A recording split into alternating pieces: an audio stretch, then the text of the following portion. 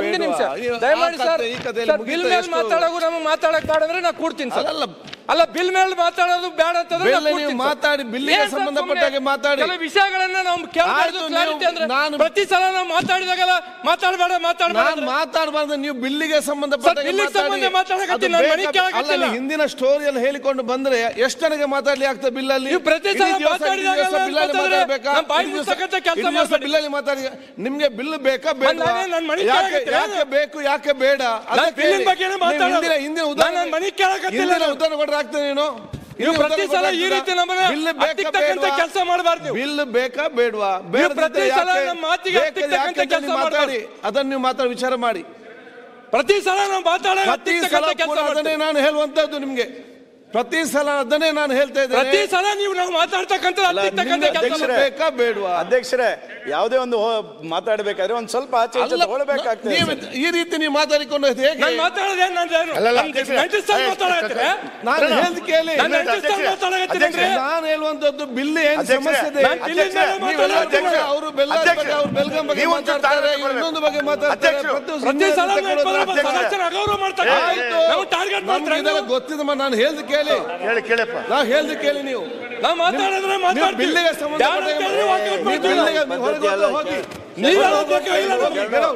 ಅದು ಹೇಳ್ತೇನೆ ನಾನು.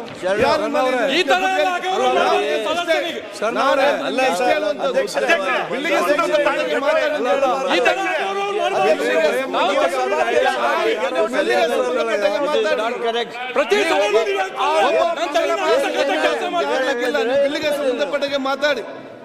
ಬಿಲ್ಲಿಗೆ ಸಂಬಂಧಪಟ್ಟ ಮಾತಾಡಿ. ಆಯ್ತಿದ್ದಲ್ಲ ಬೇಡ ಮಾರೇ, ನೋಡಿ ಆಗಿದೆ. ಆಯ್ತು, ಚನ್ನಬಸವ ಮಾತಾಡಿ. ಅಧ್ಯಕ್ಷರೇ, ಹೊರಗೆ ಹೋಗ್ತಿದ್ರು ಹೋಗ್ರಿ ಅಂತ ಅನಬಾರದು. ಆಯ್ತು, ಸಮಾಧಾನ ತಗೋಬೇಕಾಗುತ್ತೆ. ಆಯ್ತು ಚನ್ನಬಸವ ಅಧ್ಯಕ್ಷರೇ, ಆಯ್ತಾ ಕೂತ್ಕೊಳ್ಳಿ. ಆಯ್ತು, ಬೇಡ ಮಾನ್ಯ ಮಂತ್ರಿಗಳು ಮಾಡ್ತೀನಿ. ಮಾನ್ಯ ಕಾನೂನು ಸಚಿವರಿಗೆ ಹೇಳ್ತೀನಿ. ಏನ್ ಮಾತಾಡ್ತಾ ಇದ್ದೀವಿ ಅಧ್ಯಕ್ಷರೇ? ಸರ್ ಅದು ಮಾತಾಡಿದ್ದು ಸರಿ ಇತ್ತು ನೀವು. ಆದ್ರೆ ಈಗ ಅದಾದ್ಮೇಲೆ ಈಗೇನ್ ಮಾತಾಡಕತ್ತೀರಿ? ಧಾರ್ಮಿಕ ಕ್ಷೇತ್ರದಾಗ ಈ ಸದನದಲ್ಲಿ ಶ್ರೇಷ್ಠ ಸಂಸದೀಯ ಪಟು ಆಗಬೇಕಾದವ್ರು ನೀವೆಲ್ಲ.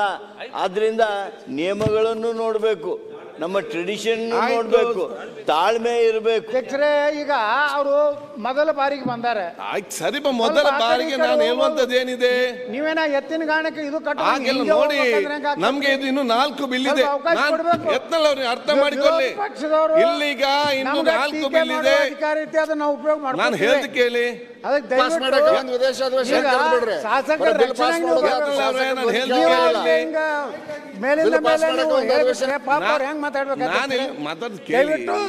ತಾವು ಟೆಂಪರ್ ಆಗ್ಬೇಡ್ರಿ.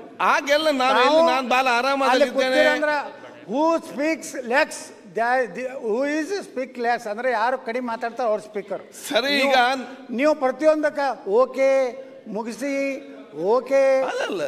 ಅನ್ಕೋತ ಕೂತ್ರೆ ನಮ್ಮಲ್ಲಿ ಏನು ಹೇಳ್ಬೇಕಾಗಿರ್ತವಲ್ಲ ಆ ಭಾವನೆಗಳಿಗೆ ಈಗ ಇಲ್ಲೀಗ ಪ್ರಥಮ ಬಿಲ್ ಮಾತ್ರ ಬಂದಿದೆ.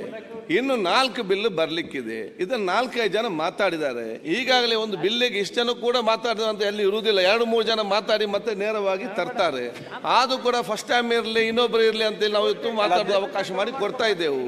ಕೂತ್ಕೊಳ್ಳಿ. ನೀವು ಹೆಚ್ಚು ಸಮಯ ಕೊಟ್ಬಿಡ್ತೀರಾ? ಟೈಮ್ ಲಿಮಿಟ್ ಮಾಡಿ ಸರ್. ಒಬ್ಬ ಸದಸ್ಯನಿಗೆ 2 ನಿಮಿಷ ಮುಗಿಸೋದು ಹೇಳಿ. ನೀವು ಪಾರ್ಲಿಮೆಂಟ್ ಸರ್, ನೀವು ಪಾರ್ಲಿಮೆಂಟ್ ತೆಗೆದು ನೋಡಿ. 2 ನಿಮಿಷ ಕ್ಲೋಸ್ ಆಯ್ತು. ನೀವು ತುಂಬಾ ಬೇಕಾದವರಿಗೆ 1 ಗಂಟೆ ಕ್ವಶನ್ ಅವರ್. ನಿಮ್ದು ತಪ್ಪು ಸರ್, ಅದು ನಿಮ್ಮ ತಪ್ಪಿದು. ಆಯ್ತು ಬಿಡ, ಸರಿಪಡಿಸಿ. ಅದು ವಿಷಯ ಟೈಮ್ ಇಲ್ಲ. ವಿಚಾರ ಕೂಡ ಆಯ್ತು. ಕೂತ್ಕೊಳ್ಳಿ. ಚನ್ನಬಸವ ಮಾತಾಡಿ. ಮಾನ್ಯ ಅಧ್ಯಕ್ಷರೇ, ನಾನು ಬಾಲ ಎಲ್ಲರಿಗೂ ಸಹ ಹೇಳುವುದಿಷ್ಟೇ. ಯಾಕಂದ್ರೆ ಈಗಾಗಲೇ ನಿಮ್ಗೆ ಆ ಬಿಲ್ ದೇಶದಲ್ಲಿ ಚನ್ನಬಸವ ಅವರೇ, ಬಿಲ್ ಬೇಕಾ ಬೇಡವಾ, ಬೇಡದಿದೆ ಹೇಗೆ ಅಂತ ಅದನ್ನ ಸೀಮಿತ. ನೀವು ಯಾಕೆ ನಿಲ್ತೀರಿ? ನೀವೆಲ್ಲ ಯಾಕೆ ನಿಲ್ತೀರಿ? ತಮ್ಮ ಬಗ್ಗೆ ಅಪಾರ ಗೌರವ ಇದೆ, ಎಲ್ಲರಿಗೂ ಗೌರವ ಇದೆ. ಮಾತಾಡ್ತಾರೆ. ಅಲ್ಲ, ಬೇಗ ಸತ್ಯಕ್ಕೆ ಬಂದು ಮಾತಾಡಿ. ನಾನು ಎಲ್ಲ ಸದಸ್ಯರು ನೇಮರಾಜ್ ಚನ್ನಬಸವ, ನಾನು ಎಲ್ಲರಿಗೆ ಮತ್ತೆ ಹೇಳುವುದಿಷ್ಟೇ. ಬಿಲ್ಲಿಗೆ ಸಂಬಂಧಪಟ್ಟಾಗೆ 1 ನಿಮಿಷ. ಬಿಲ್ಲಿಗೆ ಸಂಬಂಧಪಟ್ಟಾಗಿ ಮಾತಾಡಿ. ಒಂದು ವಿಚಾರ ನಮಗೆ ಹೇಳಲಿಕ್ಕೆ ಭಾಳಷ್ಟು ಇರ್ಬೋದು, ಇಲ್ಲ ಅಂತ ಅಲ್ಲ. ಆದರೆ ಇಲ್ಲಿ ಸಮಯಬಾದ ವಿಚಾರ ಇದೆ. ನಾನೀಗ ಸುರೇಶ್ ಅವ್ರ ಮಾತಾಡಿ ಹೇಳಿದೆ, ನಿಮಗೆ ಬಿಲ್ಲು ಬೇಕಾ ಬೇಡವಾ, ಯಾಕೆ ಬೇಡ, ಪೂಂಜವ್ರು ಮಾತಾಡಿದ್ರು. ಆಗ ಯಾರಾದರೂ ಕೂಡ ಆ ಲಿಮಿಟೆಡ್ ಆಗಿದೆ. ನಮಗೆ ಹೇಳಲಿಕ್ಕೆ ಭಾಳಷ್ಟು ಉದಾಹರಣೆ ಕೊಡಲಿಕ್ಕಿದೆ. ಅದು ಎಲ್ಲಿ ಎಲ್ಲ ಕೊಡ್ಲಿಕ್ಕೆ ಆಗ್ತದಾ? ಯಾಕೆ ಬೇಕು ಬೇಡ, ಏನು ಪಾಯಿಂಟ್, ಏನು ಮಿಸ್ಟೇಕ್ ಇದೆ. ಪ್ರತಿಪಕ್ಷ ನಾಯಕರು ಮಾತಾಡಿದ್ರು, ಇನ್ನೊಬ್ಬರು ಎಷ್ಟೊತ್ತು ಮಾತಾಡಿದ್ರು. ಏನು ಬೇಕು ಅಷ್ಟಕ್ಕೆ ಸೀಮಿತವಾಗಿರಿ, ಆ ಕೆಲಸ ಮಾಡಿ. ಇಲ್ಲ, ಮನೆ ಅಧ್ಯಕ್ಷರೇ, ಒಂದು ವಿಷಯ ಏನಂತಂದರೆ, ಸ್ವಲ್ಪ ನಾವು ರಾಜಕೀಯ ಕಾರ್ಯಕ್ರಮಗಳನ್ನು ಮಾಡುವ ಸಂದರ್ಭದಲ್ಲಿ ಮಾನ್ಯ ಗೃಹ ಮಂತ್ರಿಗಳಿರ್ಬೋದು, ವಿರೋಧ ಪಕ್ಷ ನಾಯಕರಿರ್ಬೋದು, ಕೇಂದ್ರ ಸಚಿವರಿರ್ಬೋದು, ಪ್ರಧಾನಮಂತ್ರಿಗಳು ಬರ್ತಾರೆ, ಮುಖ್ಯಮಂತ್ರಿಗಳು ಬರ್ತಾರೆ. ಒಂದು ದಿನ ಮುಂಚಿತವಾಗಿ ಕಾರ್ಯಕ್ರಮಗಳನ್ನು ಆಯೋಜನೆ ಮಾಡಬೇಕು. ಇದಕ್ಕೆ ಒಂದು ಸ್ವಲ್ಪ ರಿಸ್ಟ್ರಿಕ್ಷನ್ ಕೊಡಬೇಕೆಂಬುದು ಒಂದು ಸರ್. ಎರಡನೇದೇನಂತಂದರೆ, ಇಲ್ಲಿ ಕಾಯ್ದೆ ಮಾಡಿರ್ತಕ್ಕಂಥದ್ದು ಸ್ವಲ್ಪ ನಮ್ಮ ಭಾಗದಾಗ ಉತ್ತರ ಕರ್ನಾಟಕದಾಗ ಜಾತ್ರೆ ಮಗದೊಂದು ಕಾರ್ಯಕ್ರಮಗಳು ಪ್ರತಿ 15 ದಿನಕ್ಕೊಮ್ಮೆ ತಿಂಗಳಿಗೊಮ್ಮೆ ಕಾರ್ಯಕ್ರಮಗಳು ನಡೀತಾವೆ. ಹಾಗಾಗಿ ಇದರಿಂದ ಏನಂತಂದ್ರೆ ಈ ಕಾಯ್ದೆಲಿಂದ ಧಾರ್ಮಿಕ ಕಾರ್ಯಕ್ರಮಗಳನ್ನು ಕಾಯ್ದೆಲಿಂದ ತೆಗಿಬೇಕು ಎಂಬುದು ಎರಡನೇದು ಸರ್. ಮೂರನೇದು ಏನಾಗಿದೆ ಅಧ್ಯಕ್ಷರೇ, ನಮ್ಮಲ್ಲಿ ಅಗ್ನಿಶಾಮಕ ದಳದ್ದು ಪರ್ಮಿಷನ್ ತಗೋಬೇಕಂತ ಇಲ್ಲಿ ಕಾಯ್ದೆಯಲ್ಲಿ ಬಂದಿರ್ತಕ್ಕಂಥದ್ದು. ಇದರಲ್ಲಿ ಪೂರಕವಾಗಿ ಒಂದು ಸರ್ಕಾರಕ್ಕೆ ಮನವಿ ಮಾಡ್ತಕ್ಕಂಥದ್ದು, ಎಲ್ಲ ತಾಲೂಕದಲ್ಲಿ ಅಗ್ನಿಶಾಮಕಗಳು ಇಲ್ಲ, ಅದಕ್ಕೂ ಏನಂತಂದರೆ ಇದನ್ನ ಮಾಡ್ತಕ್ಕಂಥ ವ್ಯವಸ್ಥೆ ಆಗಬೇಕೆಂಬುದು ನನ್ನ ಒಂದು ಮನವಿ. ಚನ್ನಬಸಪ್ಪ ಪಾಯಿಂಟ್ ಮಾತಾಡಿ. ಪಾಯಿಂಟ್ ಖಂಡಿತ. ಈ ಹಿಂದೆ ಒಂದು ಕಾನೂನು ತಂದಿದ್ವಿ ನಾವು, ಜನಸಂಖ್ಯೆ ನಿಯಂತ್ರಣ ಕಾನೂನನ್ನು ತಂದಿದ್ವಿ ನಾವು. ಈಗ ಇನ್ನೊಂದು ಕನ್ನಡ ನಿಯಂತ್ರಣ ಕಾನೂನನ್ನು ತರ್ತಾ ಇದ್ದೀವಿ. ಇದೊಂದು ವಿಪರ್ಯಾಸದ ಸಂಗತಿ ಅಂತೇಳಿ ನಾನು ಭಾವಿಸ್ತೇನೆ. ಈ ಬಿಲ್ಲನ್ನು ನಿಜ ಹೇಳಬೇಕು ಅಂದರೆ, ಪ್ರಜಾಪ್ರಭುತ್ವದ ವ್ಯವಸ್ಥೆಯಲ್ಲಿರುವಂಥ ಪ್ರತಿಯೊಬ್ಬ ವ್ಯಕ್ತಿನೂ ಕೂಡ, ಸಂವಿಧಾನದತ್ತವಾಗಿ ನಡ್ಕೊಳ್ಳೋಂಥ ಎಲ್ಲ ವ್ಯಕ್ತಿಗಳು ಕೂಡ ಇದನ್ನು ವಿರೋಧ ಮಾಡಲೇಬೇಕಾಗತ್ತೆ.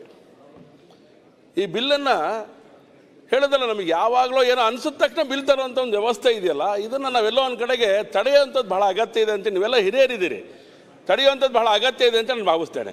ನಮಗೆ ನೀತಿ ನಿಯಮಗಳು ಬೇಡ ಅಂತ ನಾನು ಹೇಳ್ತಾ ಇಲ್ಲ. ಈಗಾಗಲೇ ಇದ್ದಂಥ ನೀತಿ ನಿಯಮಗಳನ್ನು ಎಲ್ಲೋ ಒಂದು ಕಡೆಗೆ ಗಾಳಿಗೆ ತೋರುವಂಥ ಒಂದು ಪ್ರಯತ್ನ ನಡೀತಿದೆಯಲ್ಲ, ಅದ್ರ ಬಗ್ಗೆ ಆಲೋಚನೆ ಮಾಡುವಂಥದ್ದು ಅಗತ್ಯ ಇದೆ ಅಂತ ನಾನಂತೂ ಭಾವಿಸ್ತೇನೆ. ಉದಾಹರಣೆಗೆ ಅನೇಕ ಸಂಗತಿಗಳ ಬಗ್ಗೆ ಚರ್ಚೆ ಆಗಿದೆ ಈ ಬಿಲ್ಲಲ್ಲಿ. ನಮ್ಮದು ಧಾರ್ಮಿಕ ಸ್ವಾತಂತ್ರ್ಯ ಕೊಟ್ಟಿರುವಂಥ ಪ್ರಜಾಪ್ರಭುತ್ವ ವ್ಯವಸ್ಥೆ, ಎಲ್ಲ ಸಮುದಾಯಗಳಲ್ಲೂ ಕೂಡ ಸಾವಿರಾರು ಜನಗಳು ಸೇರಿ, ಲಕ್ಷಾಂತರ ಜನ ಸೇರಿ ಕಾರ್ಯಕ್ರಮ ನಡೆಯುವಂಥದ್ದು ಇದೆ. ಅದ್ರ ಬಗ್ಗೆ ಕ್ಲಾರಿಫಿಕೇಶನ್ ಬಹಳ ಅಗತ್ಯ ಇದೆ ಇವತ್ತು. ಅದನ್ನೇನು ಮಾಡಬೇಕು? ಉದಾಹರಣೆಗೆ ಧರ್ಮಸ್ಥಳ ಲಕ್ಷ ದೀಪೋತ್ಸವ ನಡೆದ್ರೆ ಲಕ್ಷಾಂತರ ಜನ ಸೇರುತ್ತಾರೆ. ಒಂದು ಸಿದ್ಧಾರೂಢ ಮಠ ಸ್ವಾಮಿ ದೇವಸ್ಥಾನ ಜಾತ್ರೆ ಕೇಳಿದ್ರೆ ತುಂಬ ಜನ ಸೇರಿ. ಹೀಗೆಲ್ಲ ಇರೋದ್ರಿಂದ ಇಲ್ಲೆಲ್ಲೋ ಅದ್ರ ಬಗ್ಗೆ ಕ್ಲಾರಿಟಿ ಇಲ್ಲ, ಕನ್ಫ್ಯೂಷನ್ ಅಲ್ಲೇ ಇದೆ ಬಿಲ್ಲು. ಯಾಕೆಂದರೆ ಇಡೀ ಸರ್ಕಾರನೇ ಕನ್ಫ್ಯೂಷನಲ್ಲಿ ಇರೋದ್ರಿಂದ ಇವತ್ತು ಇದು ಅನಿವಾರ್ಯವಾಗಿ ಬಿಲ್ಲು ಕೂಡ ಕನ್ಫ್ಯೂಷನ್ ಇದೆ ಅಂತ ನಾನಂತೂ ಭಾವಿಸ್ತೇನೆ. ಮೊನ್ನೆ ಅಧ್ಯಕ್ಷರೇ ನೋಡಿ, ನಾನು ಹೇಳಿದ್ನಲ್ಲ, ನಾನು ಹೇಳ್ತಾ ಹೋದರೆ ಎಲ್ಲ ಕಾನೂನುಗಳು ಕೂಡ ನಮ್ಮ ಹತ್ರ ಇದ್ದೇ ಇದೆ. ನನಗೆ ಬಹಳ ಕ್ಲಾರಿಟಿ ಬೇಕಾಗಿರೋಂಥದ್ದು ಏನು ಅಂತ ಹೇಳಿದ್ರೆ, ಧಾರ್ಮಿಕ ಮೆರವಣಿಗೆಗಳು ಮಾಡುವಂಥ ಸಂದರ್ಭದಲ್ಲಿ, ಧಾರ್ಮಿಕ ಆಚರಣೆಗಳು ಮಾಡುವಂಥ ಸಂದರ್ಭದಲ್ಲಿ ಈ ಬಿಲ್ಲಲ್ಲಿ ಕ್ಲಾರಿಟಿ ಇಲ್ಲ. ದಿಢೀರ್ ಪ್ರತಿಕ್ರಿಯೆಗಳು ಮಾಡುವಂಥದ್ದು ಅವಕಾಶಗಳು, ಪ್ರತಿಭಟನೆ ಮಾಡುವಂಥ ಸಂದರ್ಭಗಳೊಳಗಡೆ ಏನು ಮಾಡಬೇಕು, ಹೇಗೆ ಮಾಡಬೇಕು?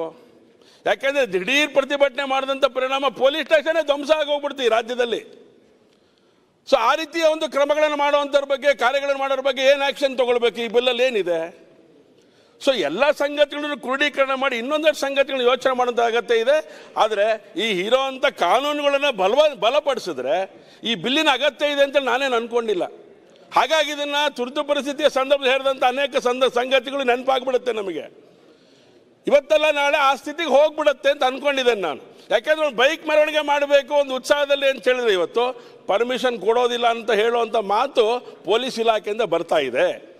ಸೊ ಎಲ್ಲ ಸಂಗತಿಗಳನ್ನ ಗಮನದಲ್ಲಿ ಇಟ್ಕೊಂಡಾಗ ಪೊಲೀಸ್ ಇಲಾಖೆಗೆ ನಾವು ಯಾವ ರೀತಿ ಹೇಳಬೇಕು, ಯಾವ ಸಂಗತಿಗಳು ತಿಳಿಸ್ಬೇಕು, ಯಾವುದನ್ನು ನಿಯಂತ್ರಣ ಮಾಡಬೇಕು, ಜನಗರ ಭಾವನೆಗಳನ್ನು ಹತ್ತಿಕ್ಕುವಂಥ ಕೆಲಸ ಮಾಡಿದ್ರೆ ಸಮಾಜದಲ್ಲಿ ಶಾಂತಿ ನೆಲೆಸೋದಿಲ್ಲ.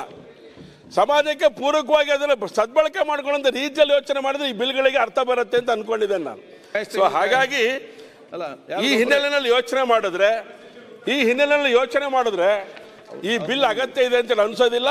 ನಾಗರಿಕ ಸಮಾಜಕ್ಕೆ ಏನು ಹೇಳಬೇಕು ಆ ರೀತಿಯ ಒಂದು ಸಂದೇಶವನ್ನು ಕೊಡಿ ನೀವು ಸರ್ಕಾರ. ಕಾನೂನುಗಳಿಂದ ಎಲ್ಲದನ್ನು ಕಟ್ಟಾಕ್ಲಿಕ್ಕೆ ಆಗೋದಿಲ್ಲ ನಮಗೆ.